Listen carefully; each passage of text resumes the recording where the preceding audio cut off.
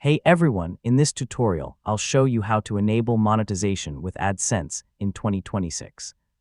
So if you want to start earning from YouTube or your website, this guide will walk you through the full setup step by step.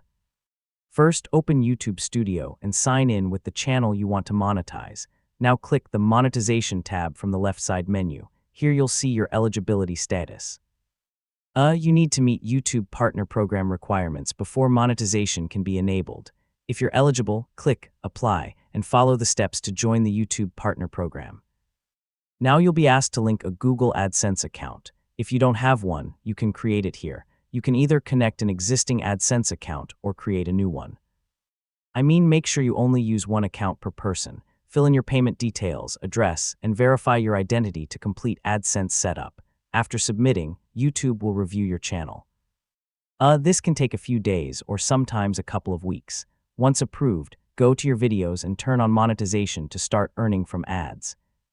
You can track your earnings anytime inside your AdSense dashboard. So that's how to enable monetization with AdSense in 2026.